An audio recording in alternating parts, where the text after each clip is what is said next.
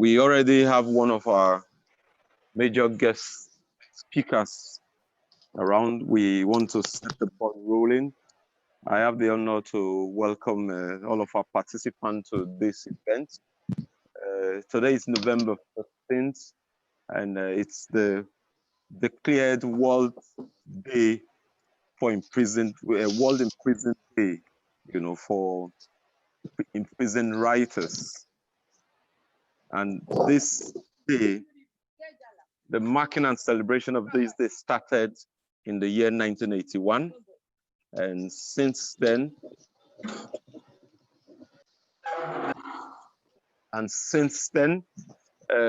PEN International has used today as a day of remembering, of celebrating and drawing the world's attention to writers and other individuals who struggle for freedom and expression has resulted into their being detained.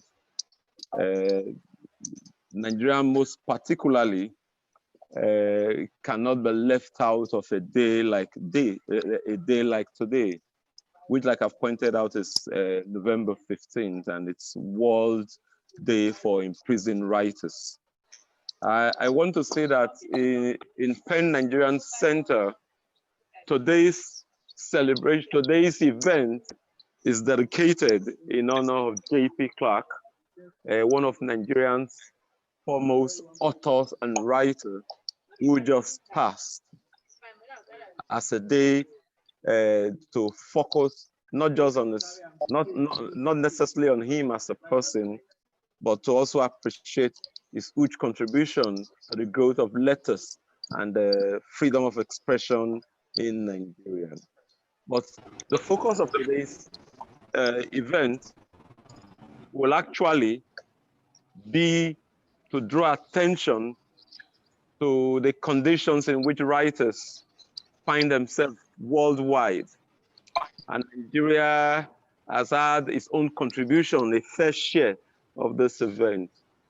Some 5 days ago, we celebrated, or we marked, the 25 years of the killing of Ken Saro-Wiwa and the hanging of the Ogoni Nine. Again, too, we will not forget that one of Nigeria's foremost authors, and indeed a Nobel laureate in no other person than Wole Soyinka, too, was imprisoned, during the Civil War, and he gave literature that beautiful text titled "The Man Died," which is an account of his imprisonment by the then Gowon regime from August 1967 to September 1969. Ken Saro-Wiwa also wrote and published a book titled "A Month and a Day," which accounted, for his own day in prison to when was first detained by the Abacha regime before his arrest, trial, and execution by the Abacha regime. So we have come a long way from outright military dictatorship through the Second, Third, and now to the Fourth Republic. Our special guest will be looking at what are the major features as anything fundamentally changed for writers and the struggle for democratic expression of freedom in this part of the world when you compare the events today with what is happening in all other parts of the world. PEN International, particularly for this year's celebration, is focusing on 3 major writers.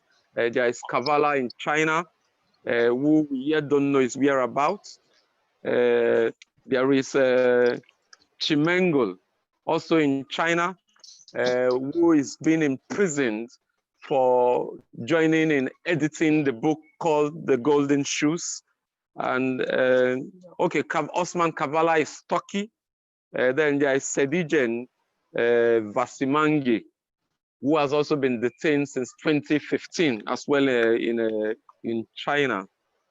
PEN International is trying to draw focus on these 3 major writers internationally. But events too in Nigeria, following the NSAS protests, which saw over 115 writers issuing a letter calling attention to the question of freedom of expression in Nigeria, even though that note was used as a basis of writers in Nigeria and internationally to demonstrate their support for the campaigns of youth in the street to end police brutality. We must also not fail to mention on a day like this that there are people who have also been detained for their freedom of expression in Nigeria. There's Mubarak Bala for espousing his own religious non-belief in Kanu. There is Yahya Sharif, a 22-year-old traditional Hausa musician who is also in detention. And there is the popular case of a 13-year-old boy who was also arrested and detained in Kanu by the name of Omar Farouk. So these are all of the issues that our writers will be looking at today, which is World Imprisoned Day. What is the particular circumstances here, and how do we link events here to the events international? I have the honor to welcome the president of PEN International to give his welcome remarks. Thank you very much. Yeah, thank you very much, Dagga. Good evening, ladies and gentlemen. It's an honor to welcome you to this great event, which is an annual event organized by PEN International through one of its popular committees, Writers in Prison Committee, to draw attention to the plight of writers worldwide who might be in some kind of prison, physical, emotional, or any other kind of prison on account of the practice of their profession. All writers have one issue, which is the inability to keep quiet, especially in the face of oppression or repression of their rights. And that's one reason why a lot of writers get in trouble with the state. And so today, November 15th, they set aside to draw global attention to the plight of such people. And when we say writers, writers really, by PEN's definition, includes bloggers, journalists, activists, anybody that has to do with the word, whether in written form or in spoken form. So including academics and the rest of them. And so that's the main event, but it so happens that we really had to dedicate this particular day to the celebration of one of our foremost writers in Nigeria, one of the quartets that really form the pillars of contemporary literature in Nigeria, in the person of Professor John Pepe Clark, who passed on a few weeks back. We really want to dedicate this event to him. He was never in prison, but he was, and well, he's a writer of note, one of the foremost voice, one of the loudest voices that have come from this environment, and we know the terrain, the texture of the terrain in which writers exist and at least try to survive in Nigeria. And so we want to actually draw attention to his life and times, and then find out what lessons, what legacies he has left for us, for some of us coming behind. I've had the honor of teaching some of his works, The Casualties, even the Eghagha, the play, and the rest of them to my students. And I can say that he's a great lyricist and a great playwright. And what really strikes me about his writing is the simplicity of his style, the accessibility of his writing. Even when obscurantism was really the vogue in those days, his writing really stood out, and then well, would really be accessed by the ordinary mind. And so that's one reason why we have invited some personalities who were very close to him, very closely, and they will be glad to discuss him. And then one of them is Professor Akachi Ezeigbo, who used to be one of his students at the undergraduate level and eventually became a colleague at the University of Lagos. And she will say that he's always been her mentor, apart from a teacher and a friend. And so we want to share some of our experiences, and then for some of us coming behind, we also want to have things to learn from the experiences. And then we've also invited Professor Hope Eghagha, who has also agreed to join us this evening, as well as Papi Ben, Uncle Ben Tomoloju. He's also been expected to join us to discuss a great uncle who has really moved on to join the ancestors. Penn, Nigeria is a center of Penn International.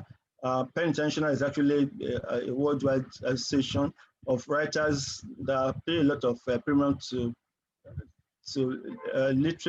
literacy, and then literature, and then linguistic rights. And we operate through committees.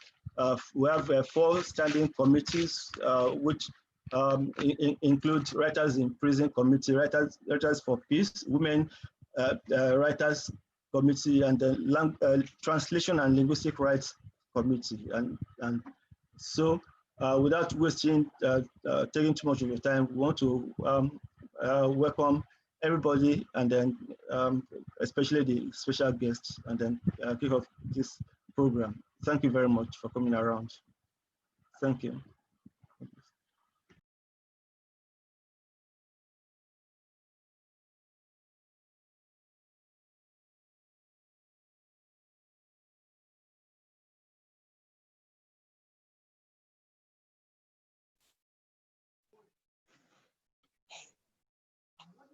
Hello.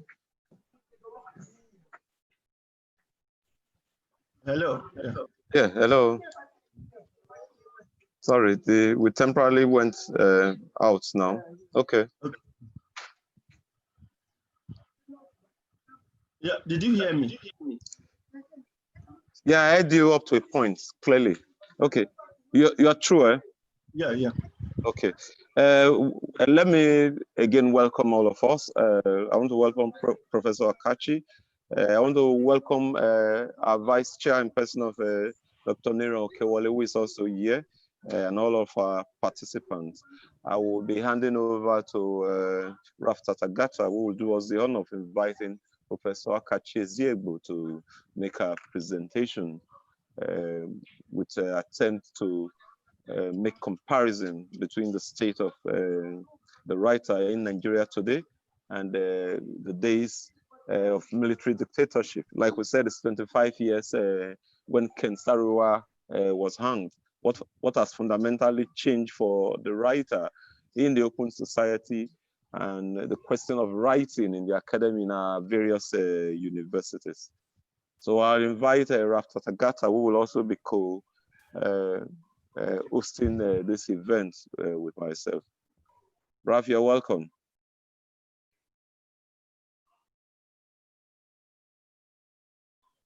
On mute. On mute from your hands, Raf.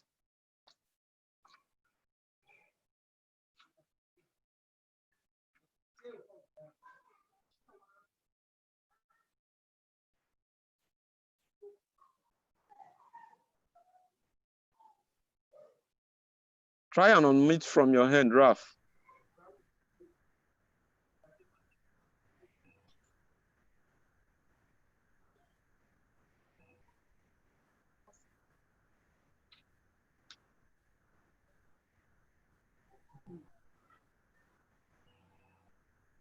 Hello, good evening, everyone. Sorry, I pressed the wrong button. Good evening, everyone. Evening. Good evening.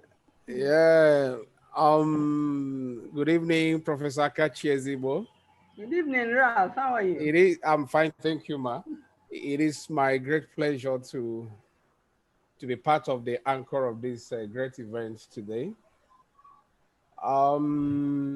Before I welcome Professor Akachi Ezeigbo, I think it is also very important to state that the imprisonment of writers has been a very long one. It's a long history all over the world.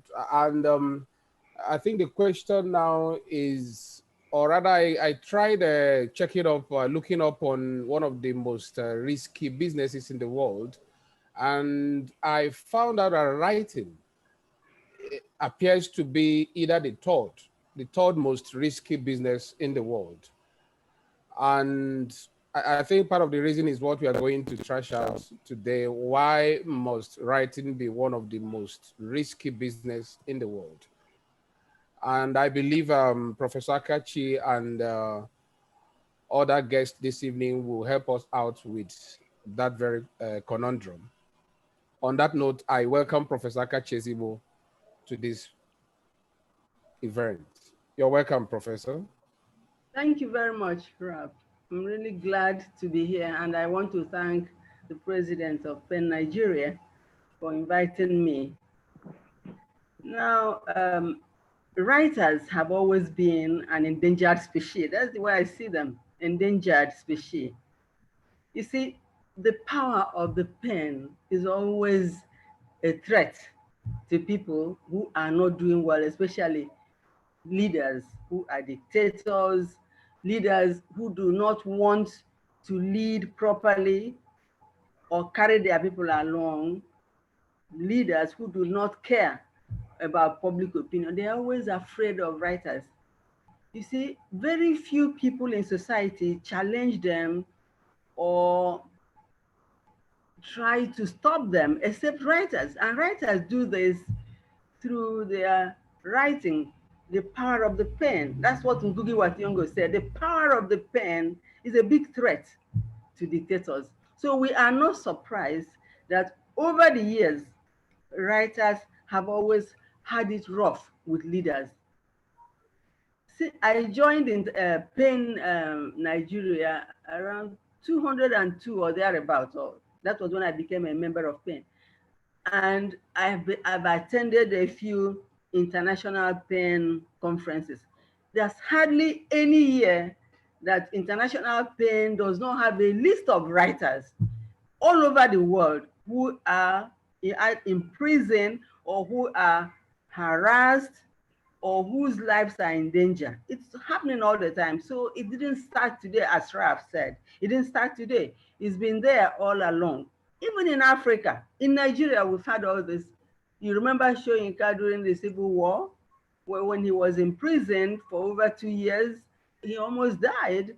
We know Ngugi wa Thiong'o also was imprisoned for quite some time. And if you remember, his book, Detained, is a legacy of that period of detention when he was detained in Kenya.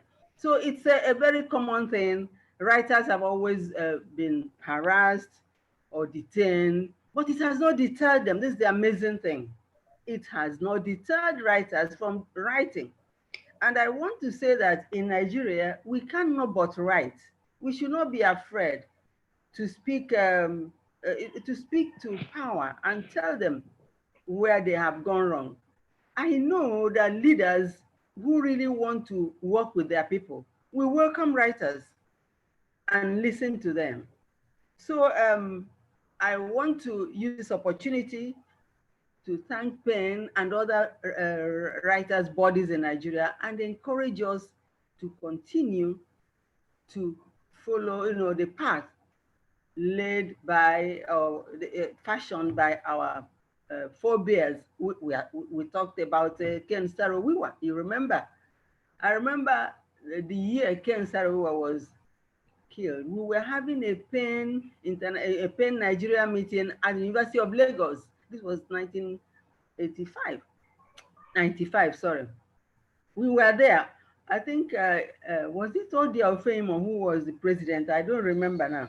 But when we heard, oh my God, we had to kind of had a candlelight procession just to mark it. We were shattered. We had heard that Wole Soyinka, J.P. Clark, and Chinua Achebe had gone to see the president at that time, Babangida, and we thought that Sarawiwa would be safe. Some of us prayed hard for him. He was a very courageous writer to speak out, but we know what happened to him. But uh, we should not stop doing what we know how to do best. Let us criticize society when it has gone wrong. Let us also maybe proffer solutions, or if we are invited to join committees or bodies or boards where we can, our voices can be heard, let us not hesitate to do that. Thank you. Maybe I'll stop here for now. Okay, that's a very beautiful one, Professor Akachi. I don't know if Dagga would like to take it further, but Yes, there is there is Dagga, before you intervene. The book "The Man Died" by Wole Soyinka, which I have read over and over again. There is a line there that I wouldn't want if Professor would have something to say about that.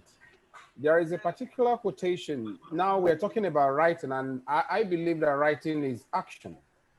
But there is a quotation on page 89 of that book where Prof said, let actions alone be the manifestations of the authentic being in defense of its authentic vision.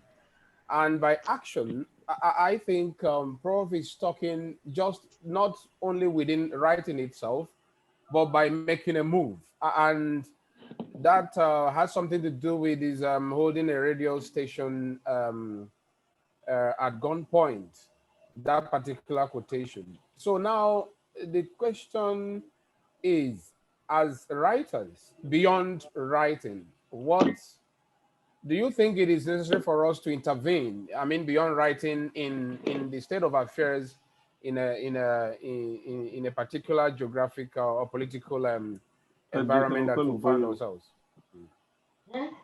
Well, the issue is, it depends on the writer, honestly. You know, writers take different actions when things like this happen. Remember Okibo during the Nigeria Biafra War?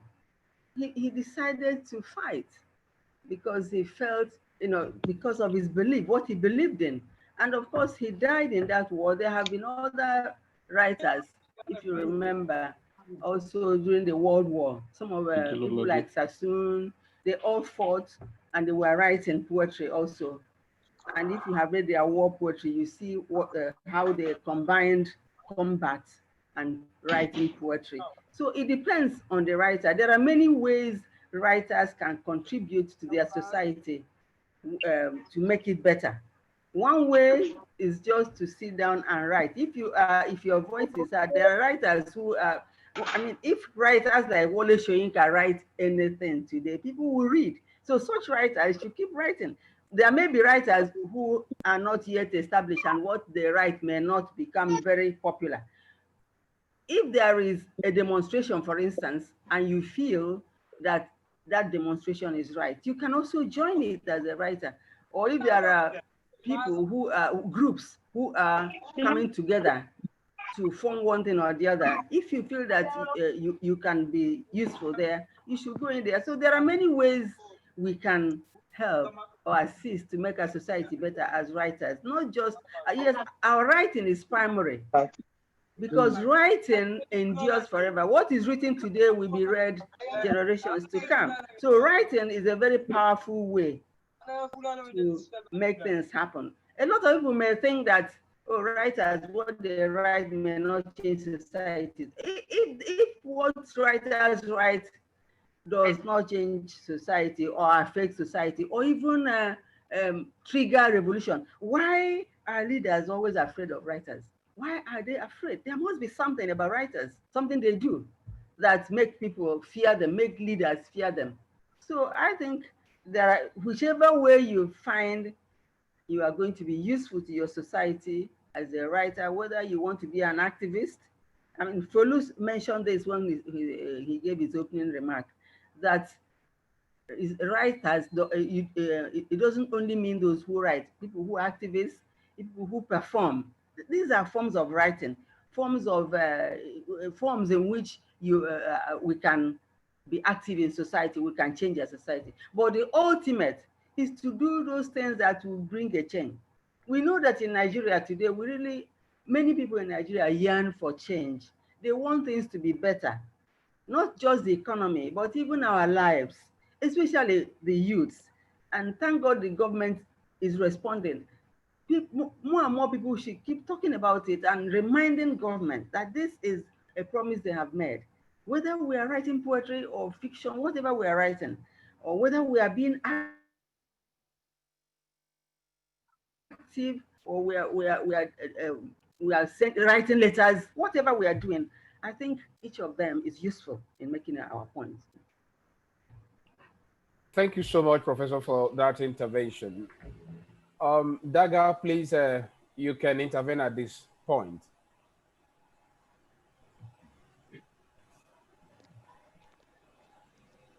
Thank you very, very much. We want to appreciate Professor Akachi Ezeigbo for our contribution. She has always really been honoring pen whenever she's called upon. We want to fully appreciate her. She did point out that writers are called to tasks beyond what they write, and that is the ability to be able to intervene in their society. One of the special focus writers internationally is Sedijen Vasimagi from Iran. And I will just immediately read a quote from her where she said that, I shall submit to the love news. I live for the friend. Whatever will be, will be. Shame on whoever accepts the way of bondage. Honor goes to whoever calls for freedom. This is a quotation from a poet in Iran who is presently under detention. Now, I will immediately be calling on Dr. Niro Okewale to take on the theme of today with specific reference to Nigeria. Just like Professor Akachi pointed out and others have pointed out today, the detention of Wole Soyinka in 1967 through to 69, the detention of Ken Saro-Wiwa and his subsequent hanging and execution alongside the other 9 Ogoni activists. How would you, sir, has anything fundamentally changed in Nigeria today for writers? Do we have more freedom, to express ourselves appropriately? And what do you think? Is Nigeria of the military era gone forever? Are we different? Can the writer feel free to write and express himself in today's situation? Dr. Niro, you can unmute yourself.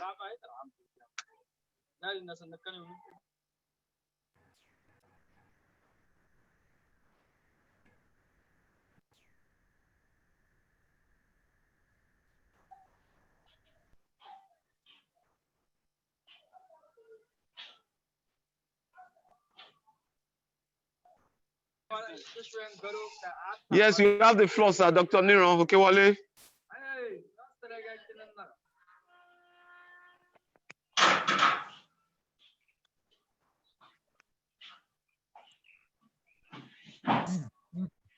Yeah, hello.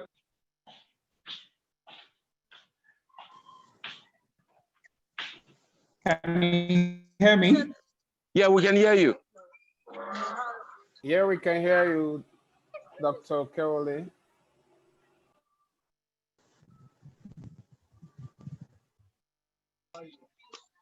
We can hear you. Can you hear me?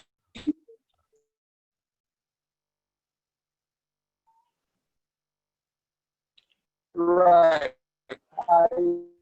I don't know. I don't know how long this intervention would last. I mean, how the connection is right. Okay, so I was saying that the connection is right. I don't know how long. Oh, ìgbà tẹ̀sùn yẹn náà.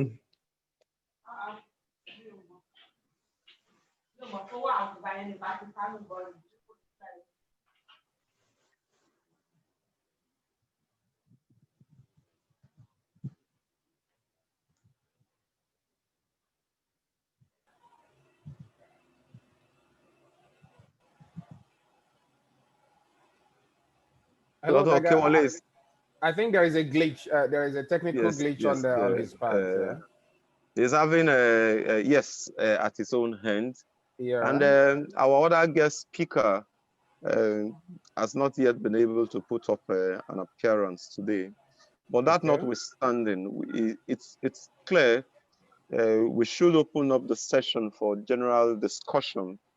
Okay. And possibly after that, return back to Prof, whose experience to give us a comparison in the academic circle today, a situation where we have our students, the ivory tower, as the ivory tower fared more better under military rule than today, do our writers and academicians in the ivory tower, placing this within the background of an ongoing 7-month-old strike in the ivory tower, how does this impact on the freedom of writers and the freedom of ideas? The ivory tower should be a marketplace of ideas.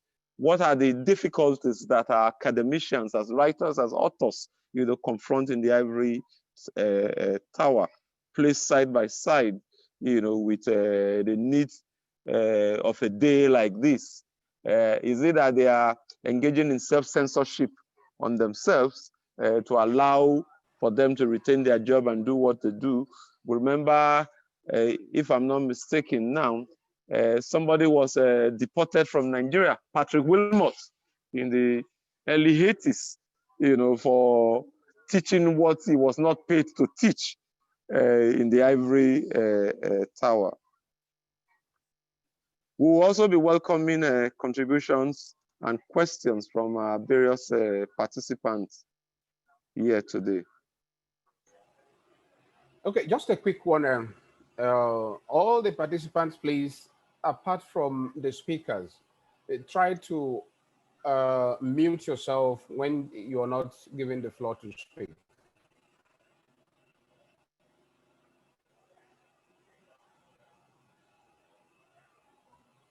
I hope that is noted.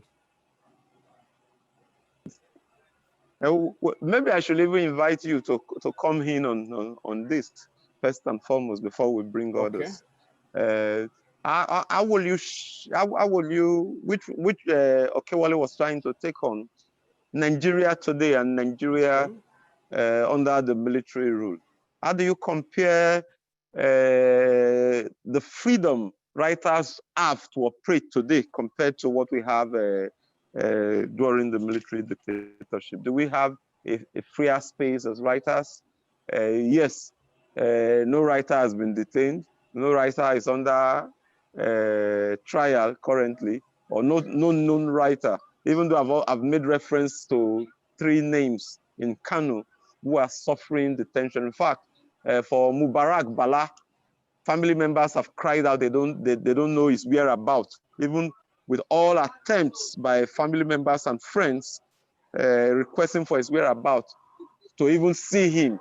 He has been denied the right for family members to see him. I'm referring to Mubarak Bala. So Raf, given your own experience generally, how do you compare the freedom of writers today in Nigeria compared to what we have under military dictatorship? Of course, the answer is an obvious no, if in terms of freedom. I think the only difference there is the popularity and wide readership that writers, especially people within the literary genre, enjoyed in the 50s and 60s, is no longer what it is today. But in terms of freedom, I think there is no freedom anywhere, because today when we talk about writer, according to the definition of Pen International, even bloggers, because the guys, some of the guys in the north today, I'm trying to remember the name in Kaduna, that the Kaduna state government, a blogger who not just was arrested, but up till now we don't know the whereabouts of the blogger. Bloggers, journalists, and all forms of writers and performers, people who express themselves in different ways, are among the people that Pen International group as writers. So when freedom of expression generally is being monitored, it is being tyrannized and curtailed by the authorities, I think we can't really make such comparison with the 50s, Nigerian 50s and 60s. However, writing as it is today has taken different forms, because the era of the internet and the social media has actually changed the face of writing. You go online and you see a lot of people who are blogging. Most bloggers have areas of specialization. Some focus on the state, some focus on their local government, some focus on what is going on around the world, while some others focus on what is happening at the federal level of government in Nigeria. And in all of this, what we've been seeing and experiencing is a high level of intolerance on the part of the authorities, those in power, who don't really want to be challenged, not just being challenged, but at the same time, because writers specifically touch the chord in the minds of the people. So the authorities, the totalitarian, every totalitarian regime wouldn't want the kind of people like writers who would awaken, the people, the masses, with their writings, with their performances and different forms of expressions.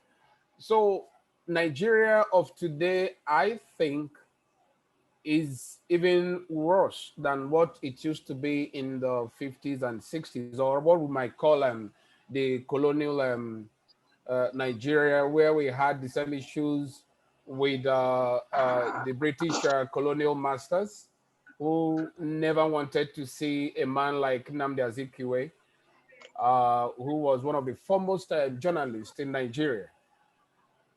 Then, as soon as Nigeria literature, you know, budded or began to blossom, that was the period that ushered the generation of Shoyinka into independence. And when you study the sociology, the literary scene of the late 50s and 60s, you saw the clashes between the authorities and writers of that period, be they journalists, literary writers or authors, and what have you. I remember Achebe's Man of the People, from literary history, what Achebe suffered in the hands of the authorities, who said that Achebe actually knew about 1966 coup based on that write-up, and how Achebe was haunted as a writer before the outbreak of the Nigerian Civil War between 1967 and 1970. And the history or the story of what Professor Wole Soyinka suffered in the hands of Nigerian authorities is all there for us to see. So in a nutshell, nothing has actually changed. Or would I say that the situation has even become worse today than what it used to be?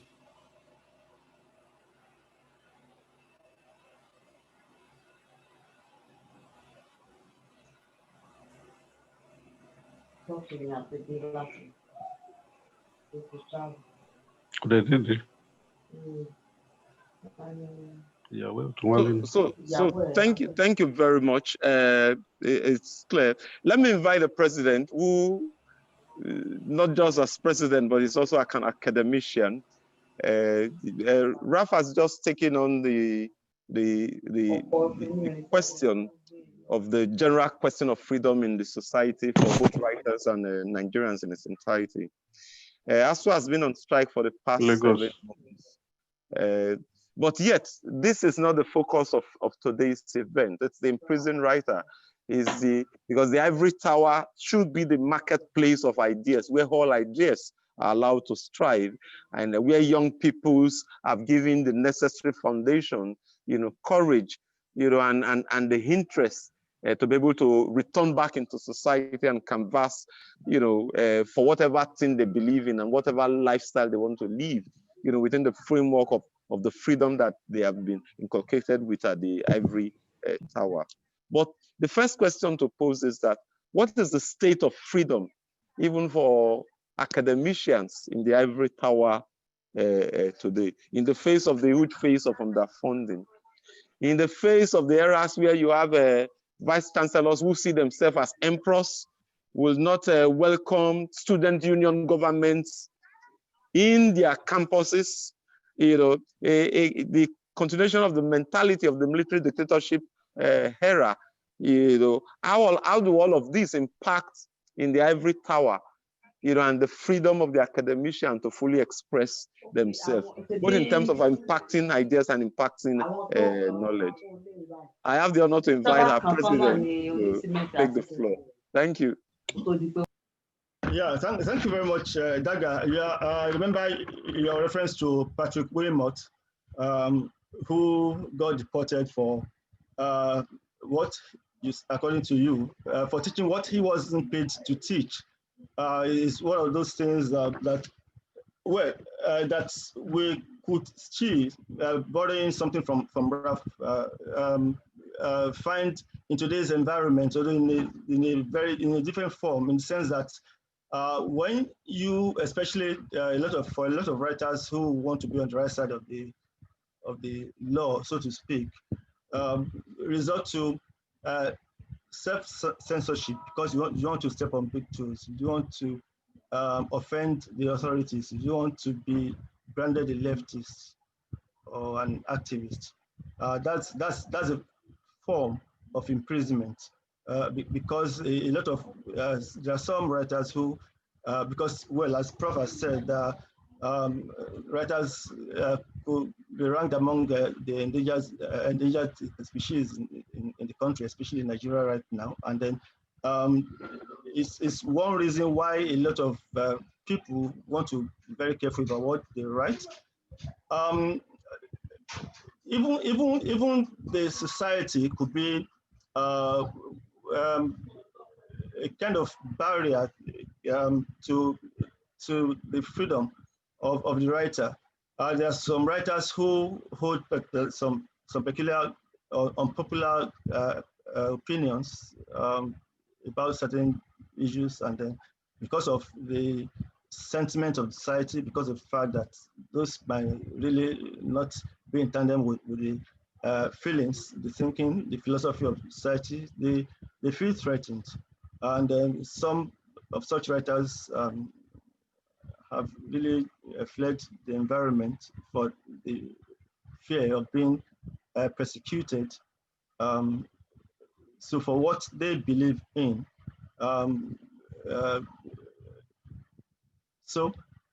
It's possible for society really to censor writers, and we have some cases.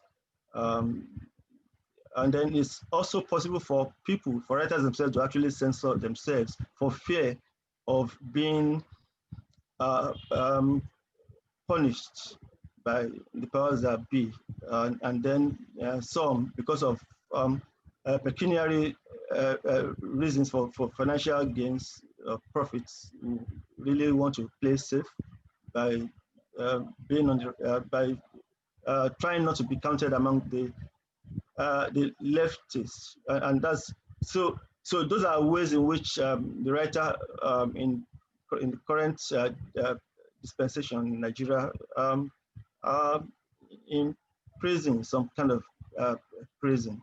Maybe not quite like the days of the military regime, but right now it's almost the same thing. Well, even the fact that the social media is going to be regulated and monitored and watched is a form of imprisonment to writers who, as I said, find it difficult to keep quiet wherever they are. And so that's what before that question, I really meant to ask Prof something about one of the legacies of Professor J.P. Clark, that he wasn't much of an activist. Well, although there's a way in which we could say that every kind of writing reflects some kind of activism, but he wasn't known to be an activist. I want Prof to really tell us certain aspects of him and then his writing, and that fact that at least a writer is that person that names the unnameable and really expresses the things that people are really afraid to express, and then even seek out their next for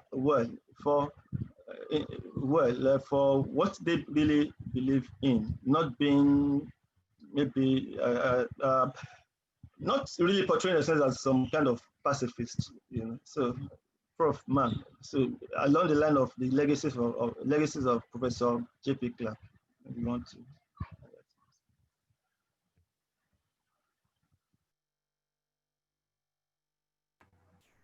Yeah, you have a point when you said that J.P. Clark was not an activist in the real sense of it. But he was, in a way, in some ways he was. Because if you look at his the body of his writing, he engaged national issues all the time. And that's some kind of activism as far as I'm concerned. For instance, look at his play, The Raft. You know, he was discussing that these characters on a boat that was adrift in the sea and at sea. He was talking, the things they were discussing, he was kind of discussing issues about Nigeria. And again, if you, he also engaged in environmental issues, which is a very popular theme in the Niger Delta literature, especially now. But Clark even started doing something with that theme before writers like Tanuro Jaide, Obari Gumba, and so many other writers who are writing about the Niger Delta issue. Writers like say Okara also did something about it. So J.P. Clark was a kind of pioneer activist, even though he was what you may describe as a quiet activist. And look at his one of his later plays, The Wife's Revolt. There, he was being gender sensitive. He was looking at the equality between men and women, how society could be organized in a way that there's gender balance and that no gender is exploited. Because if you read the play, you see that the men in the play appear to be exploiting the women. When it came to sharing the money given by the oil company, the men divided it into three, took two parts and then gave the third part to women, and women revolted against that. Now, that play, apart from its obvious gender, the theme of gender equality, you also notice that the women in that play symbolize Nigeria that is being exploited and oppressed and traumatized by, it represents the Niger Delta that has been so grossly exploited by the oil company and the government. So he was being kind of metaphorical there and handling a number of issues, which to me connotes some kind of activism. One, activism at the level of gender. And you know that J.P. Clark belongs to that generation of writers whom feminists have accused of not carrying women along, not giving women agency in their writing, you know, like the early Achebe, Things Fall Apart, Arrow of God, or even Shoyinka's early plays, you know, where women seem not to have been given a voice. And many other, some other male writers. It wasn't really until you came to the writings, plays of Femi Osofiso and some others that you began to see how they were being gender sensitive. So J.P. Clark belonged to that generation. And you see also that his early writing also tended, especially his plays, tended to play along that line. But with the wives' revolt, subsequently, just like Achebe's Aunties of the Savannah, you can see some kind of sensitivity towards women, towards gender in their writing. So I see this, as I said, as a form of activism. He was speaking for women, making a case for equity, for gender sensitivity, for a society that is founded on equality, on equity, so that nobody is oppressed, nobody feels shortchanged. And he also kind of links this to the Nigerian question, the Niger Delta. Many writers, apart from writers from the Niger Delta, even some other Nigerian writers from other parts of Nigeria have keyed into this theme, what is happening in the Niger Delta. How can Niger Delta be carried along so that this region that is producing the wealth of the nation should not be shortchanged, that they should be carried along and developed. And that is what part of what he does in the Wives Revolt. So his legacy, you were asking me, J.P. Clark has left an enduring legacy, a very important legacy to not only writers, but even in the country. And I think that his writing should be taken seriously. And we should begin, it seemed in recent time that not much focus was given to him. Thank God for the conference that was held in his honor at UNILAG. But we can begin by reading him and teaching him and studying him, which, Folu, you said you taught his work. I also did, I taught some of his books at UNILAG. We should begin to look at his work to see his contribution to literature in Nigeria. He's one of our most important writers.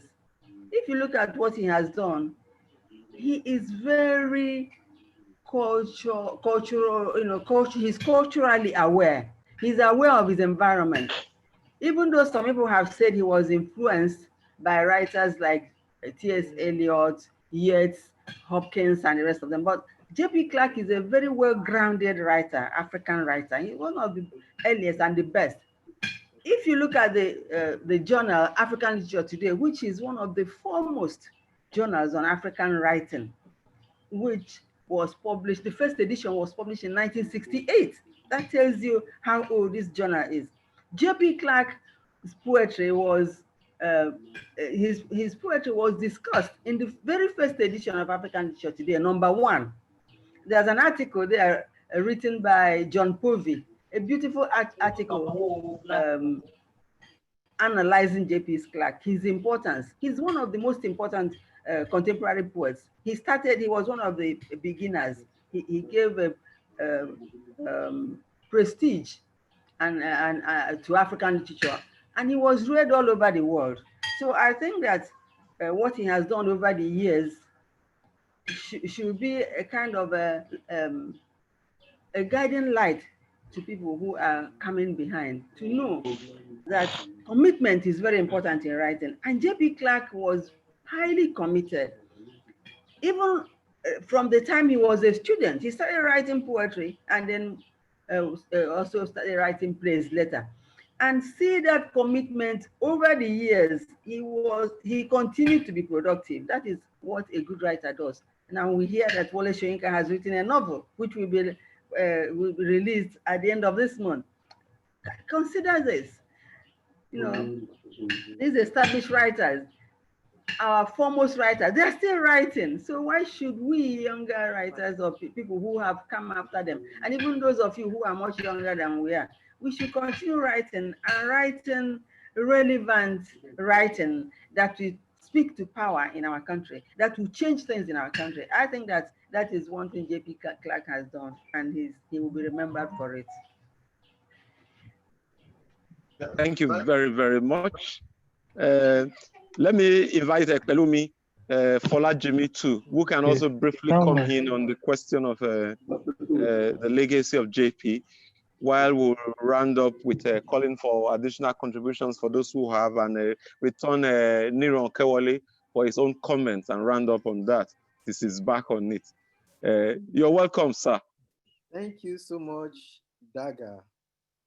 I must confess that I belong to a latter generation of literary scholars and literary enthusiasts. I do not belong to the generation of the 1960s, 70s, and 80s, when J.P. Clark actually flourished. J.P. Clark flourished in the 60s, 70s, and 80s, but we soon stopped hearing from him.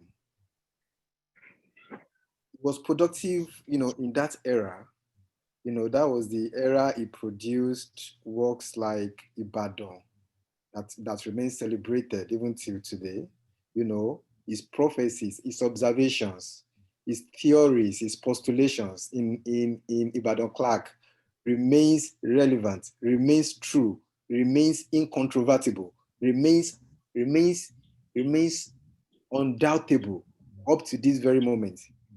Even Adelakun, who later wrote a huge novel, The Brown Rusted Roof, you will see that what that woman is saying in the entire novel, it's nothing compared to the 4-line poem that J.P. Clark has actually written about the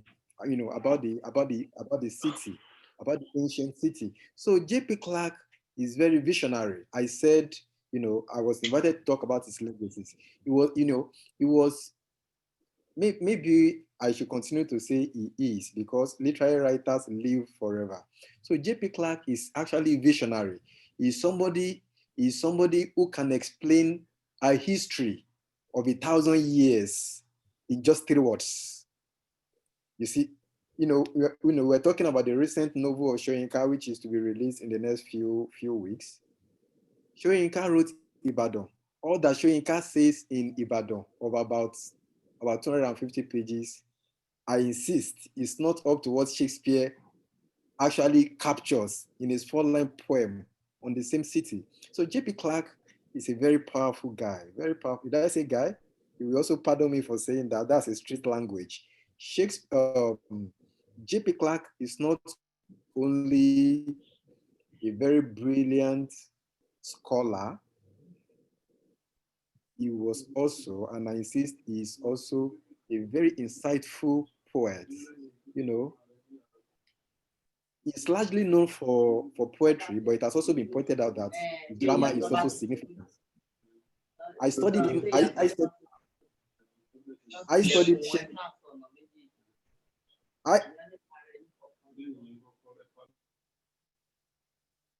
I studied J.P. Clark. I was trying to be quiet because I could hear some intrusive sound.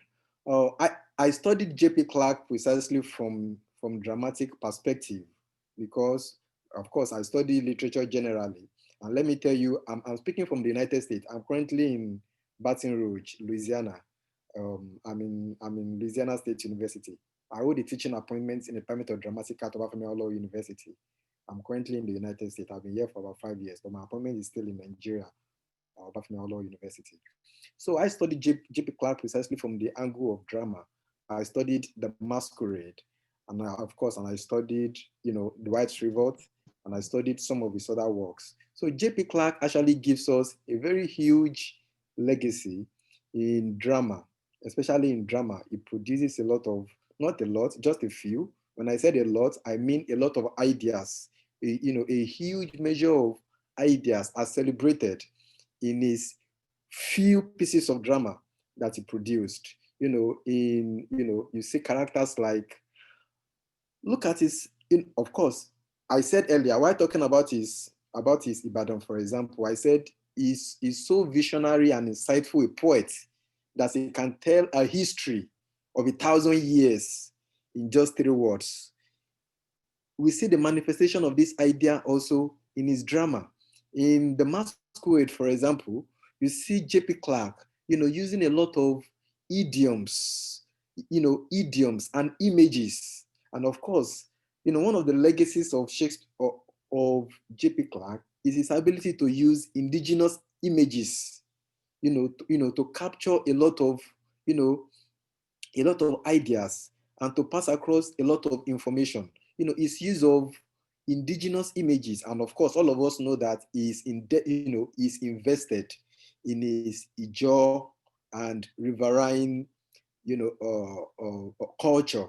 So you see a lot of riverine images, a lot of Ijaw idioms, in his drama.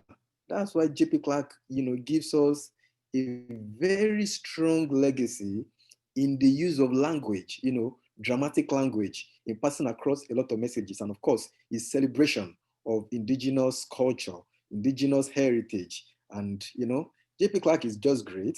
And of course, Dr. Ezeigbo, you permit me to say doctor, even though you are a professor, permit me and forgive me. You said something that recently people are not paying attention to him. I go with that idea. Tejumola Olaniyan died a few months ago. Before he died, he was talking to me. Tejumola Olaniyan was in Wisconsin. I was in Wisconsin. I was at the University of Wisconsin-Madison before I came to Louisiana.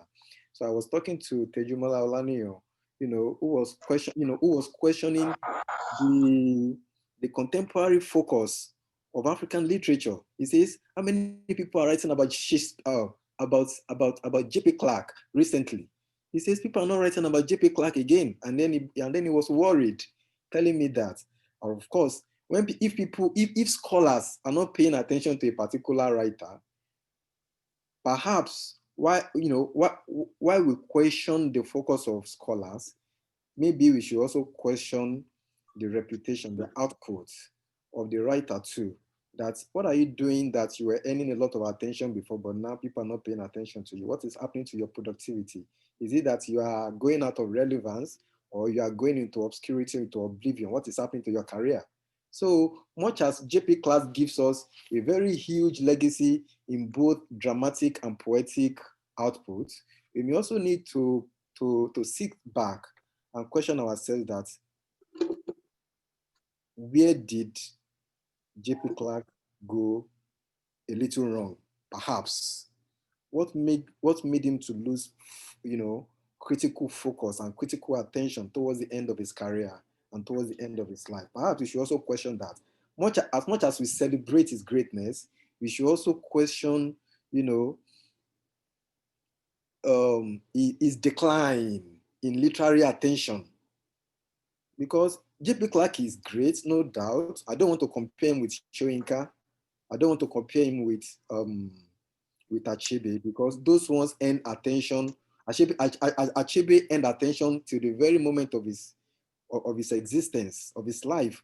Soyinka at 86 is still earning a lot of attention and is still being productive. Unlike J.P. Clark, who went into a decline, I don't want to say obscurity, a decline in critical attention towards the end of his career and of course the end of his life. Perhaps as much as we learned from him, we should also question the latter aspect of his career, that what went wrong, what made him to lose critical attention, which he earned at the apex level in the 1960s, 70s, and 80s. We should also question that and think about that and see how we can use, how we can learn from it. How we can use such lessons to improve our own, critical output and career focus too. Thank you. Thank you very much. I want to thank Pelumi Folajimi for taking time and for the insight he has provided. Just briefly, there is a generation of Nigerians, which includes people like me, who grew up in Nigeria or who went to school in the 80s, who were fed and buttered. Of course, there's Cyprian Equency, which we can't run away from, with titles like Passport of Malamili and African Night Entertainment. But when it comes to poetry, in reality, it is J.P. Clark who arrested our imagination to poetry. You read Night Rain, you read Abiku, even, and interestingly, there is another Abiku. You read Night Rain, and you can see all of the images directly. You see the mother, as she moves about, so his choice of words, diction as such that the picture, the scenery is directly, not just in your head, but directly before your eyes and your face. And you could begin to grab, this import of how somebody like JP, could arrest, issues around this environment. I'm happy you have used the word critical attention, because till he died, JP never stopped writing. He issued a title last year, and just like has been pointed out, he has also finished another collection, which will be posthumously published in his name.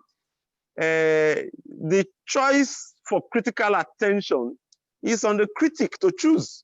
It is not the writer who will commission critics to take up his work. So I think this point must be made.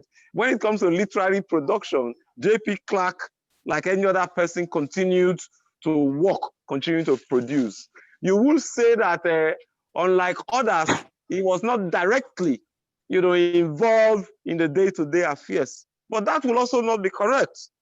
Shoenka himself has informed us that it was the initiative of J.P. Clark that reached out to himself and to Achebe that made the visit to Babangida possible for them to go and plea for Maman Vasta not to be hanged, even though the dictatorship went ahead and hanged him.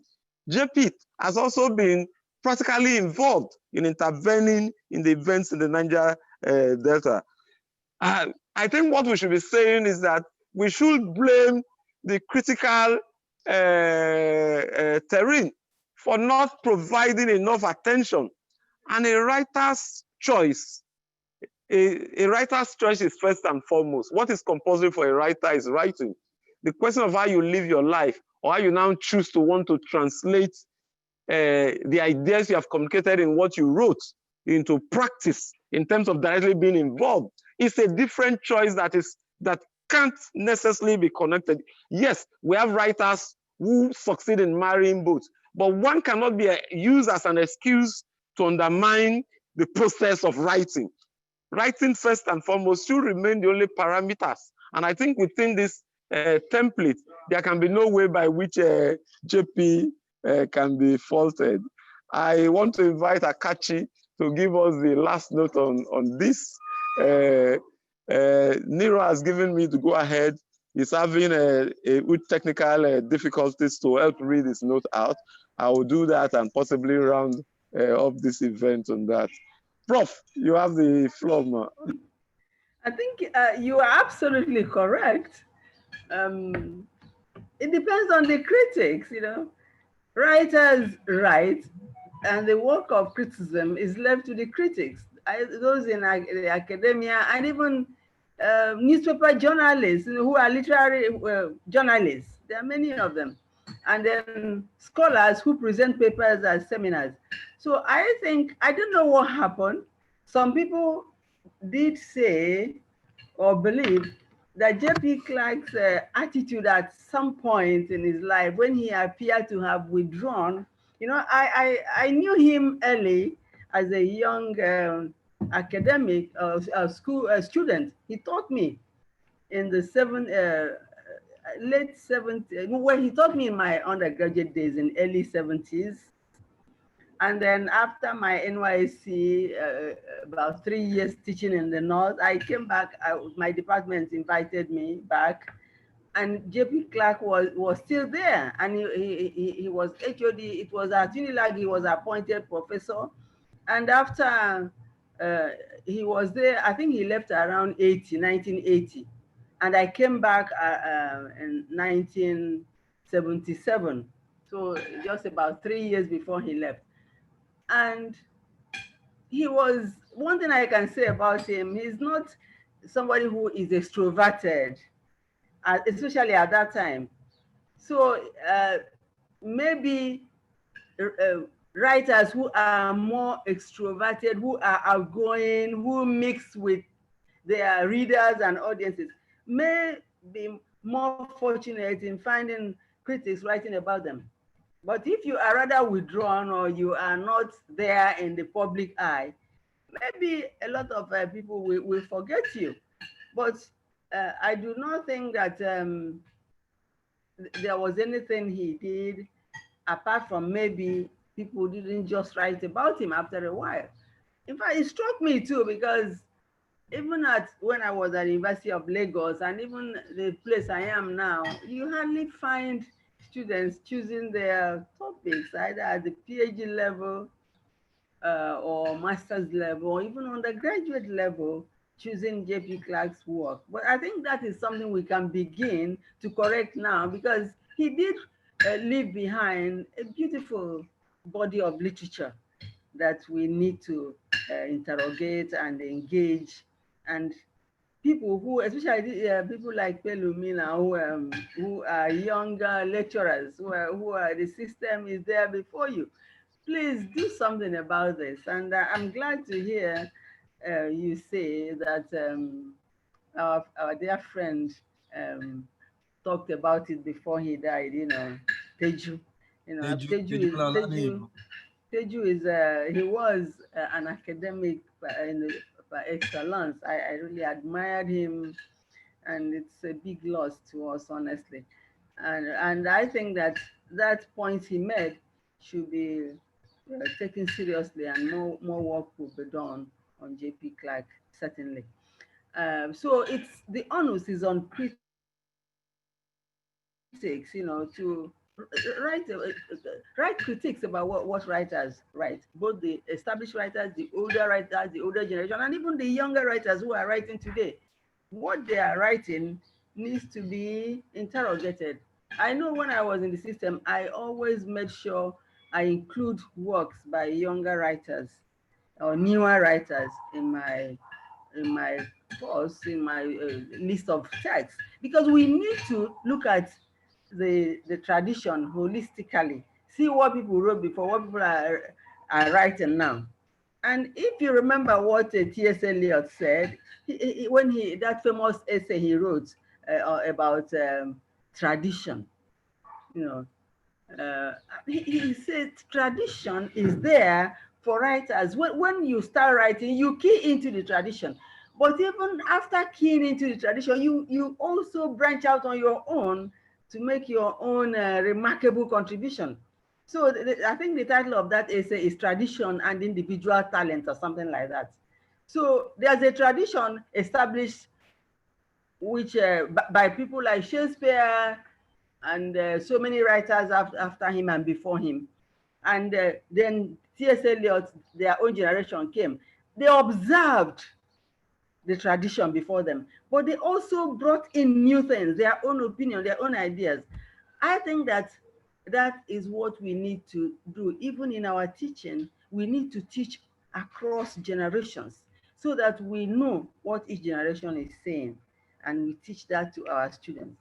I think that J.P. Clark, in spite of everything, he is going to, his writing is going to endure and live, because he did leave a strong body of work that requires attention. Thank you.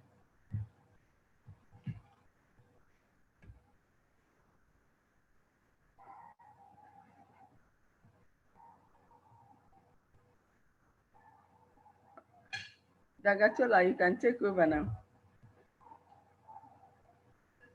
Okay. I want to say a very big thank you to Prof for all of our erudite contribution to today's discussion, not just on today's general theme, but also, bringing to life the fact that PEN Nigeria has had to dedicate today's celebration to the honor and memory of no other person than J.P. Clark for all of his huge contribution to the body of literature in Nigeria. We cannot disagree that J.P. Clark will continue to be a point of reference for literature, not just Nigerian literature, African literature, but worldwide literature. His impact and contribution has been enormous to all of us.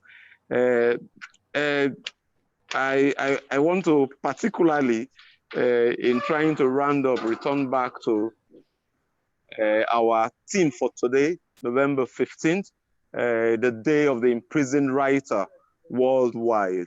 Nero has given me the honor to bring his message directly to all participants. He says his network is not too clear.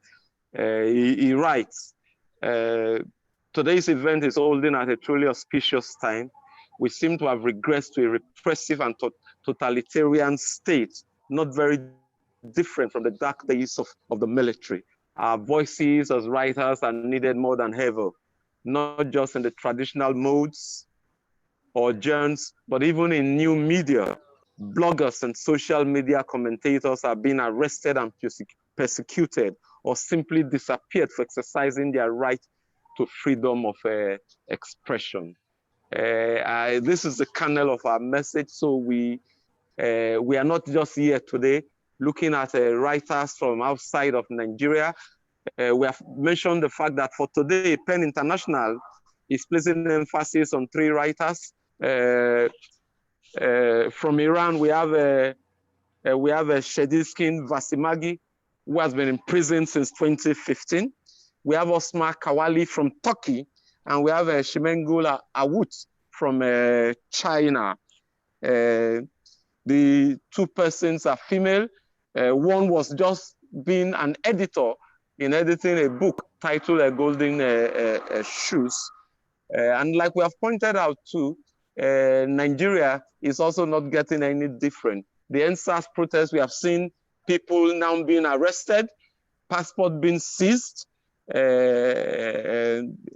These are issues that in the coming period will have to draw writers' attention. Is it possible that when writers now begin to focus on all of these issues, that they will also begin to get arrested and detained like all other writers from all parts of the world? And then, like Professor Akachi pointed out to all of us, our ultimate task as writers will also demand that, yes, we must write, we must draw attention to all of the issues here. And Nero Okewale has also urged us that as writers, we must not restrict ourselves to the traditional genres. The social media and all of the new platforms are extremely important. Nobody can play down the role played by Twitter in the success of the NSAS protests. Writers must see the import of this new social media as forums, as organs, as platforms for their writings and for their ideas. I want to thank Pelumi, who has taken time out to be here. Let me invite Prof. Tathagata to do the appropriate vote of thanks before I invite the president. Or let me invite the president for his closing remark, and I will invite Prof. Tathagata for the last vote of thanks before we call it a day. Mr. President. Yeah, thank you very much, Dagga. We're grateful to everyone that's been here today to really celebrate J.P. Clark, even while we draw attention to the plight of writers in prison. And the event really is one of the events of one of the committees of PEN International, that's the Writers in Prison Committee. Okewale is the chairman of the Nigerian Center of Writers in Prison Committee of PEN Nigeria. And so we before Raf does his vote of thanks, I want to appreciate especially Professor Akachi Ezeigbo, who ought to have traveled out of Lagos today, but had to stay back to attend to us and to stay with us today. Thank you very much, Ma. She She has been a committed member of PEN Nigeria.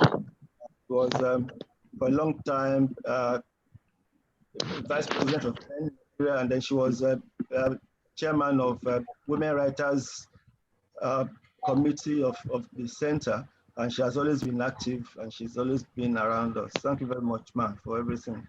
Well, this is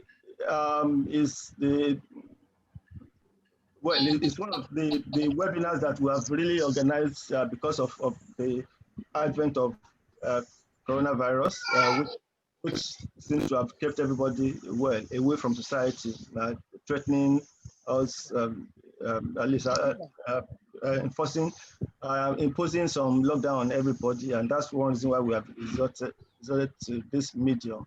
But in December, we're going to have our final program or event for the year, which is the event tagged World Migration Day. It's a worldwide event as well, and we hope to have a kind of physical meeting at that event. We may still have some Zoom aspect of it, but at least we want to be able to come out physically and interact. And so we're going to release the details of the event later. And then our anthology is, work is ongoing on the anthology is with Professor Olu Obafemi, who is the main editor. And we expect that by this week or next, he should be able to push it back to us with a forward, and then from there we'll move on to the next stage. I want to thank everybody, and I want to say that PEN International, PEN Nigeria, which is a center of PEN International, really is about the promotion of literature and linguistic rights, saying that nobody should be ashamed of their mother tongue, that every language, no language is superior or inferior to the other. So we should feel free. Major thing is for us to be able to express ourselves in whatever language, and then without any inhibition or any fear. Thank you very much, everybody. And, thank you for coming. Thank you. Raf, vote of thanks.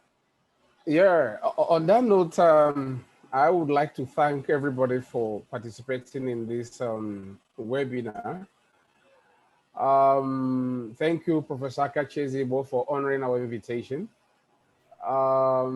Just as Prof said, we have no reason not to write. And even today, as the Day of Imprisoned Writer, maybe we skipped that aspect. The man died is a prison note, and we have a large history of people, writers who were imprisoned, and even in their imprisonment, they were able to produce a large body of literature. So even prison is not enough to stop the writer from writing. If a writer who is in prison could write, then what excuse does those of us who are not in prison have not to write? So on that note, I thank everybody, even those who could not make it, Professor Eghagha, who couldn't make it, and some of us who didn't actually have the floor to speak. I thank all of you for being part of this webinar. Thank you, and let's continue to write. We have, I think, our raison d'etre, the reason for our existence is to write, and we have no reason not to do so. Thank you, everyone.